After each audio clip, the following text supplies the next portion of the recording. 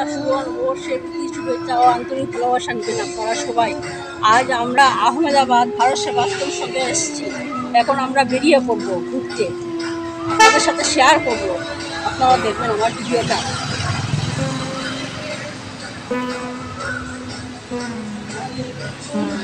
Hello বন্ধুরা, আপনারা তো জানেনই আমরা ভারত সেবাশ্রম সঙ্গেতে এসে থাকছি। এটাই আমাদের বাড়ি, এটাই আমাদের সব কিছু, কারণ গুরু মহারাজের আমরা আশ্রিত। তাই এখন আমরা এখান থেকে আশ্রম থেকে বেরিয়ে তিরুপতি মন্দির এসেছি।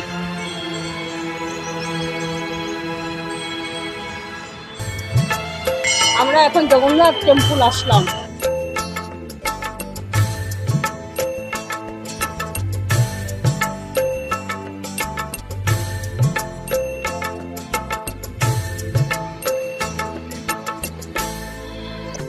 হ্যালো বন্ধুরা, আমরা এখন সাবরমতী আশ্রম এসেছি। তার আগে আমরা অক্ষরধাম মন্দিরে চলে গেলাম। এখানে অনেক কিছু দেখেছি, কিন্তু আপনাদের সাথে শেয়ার করতে পারলাম না, কারণ ক্যামেরাগুলো ওদের কাছে জমা দিতে হলো। তাই সব কিছু ওদের কাছে রাখতে হবে, ক্যামেরা এভরিথিং। আর খুব খারাপ লাগলো আমার, আর কী করবো, করারও কিছু নেই। আর আমার অবস্থাটা দেখতেই পাচ্ছেন, কীরকম গরম পড়েছে এখানে, অবস্থা খুবই খারাপ, কী আর বলবো।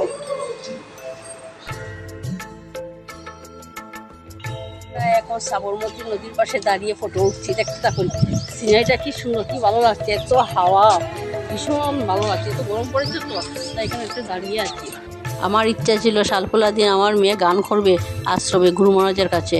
ওই দিন ওর গান শুনে স্বামীজিরা এত আনন্দ পেলেন, ওর মধ্যে একটা ভাব আছে গানের মধ্যে আর কি, ওরা বললেন। যাক, আর ওই বড় স্বামীজি আমাদেরকে রাস্তার জন্য অনেক টিফিন দিলেন, বিস্কিট, কলা, মিষ্টি এগুলো দিয়ে দিলেন। উনি আমাকে ওনার একটা লিখা বইও আমাকে দিলেন, উনি লিখেছেন আর কি। তারপরে তো আনন্দ লাগলো, আশ্রমের যে এত আদর ভালোবাসা। তারপরে একজন স্বামীজি আমাকে আবদার করে বললেন ওনাকে বেলের শরবত বানিয়ে খাওয়াবো, বেলের শরবত বানিয়েও খাওয়িয়েছি।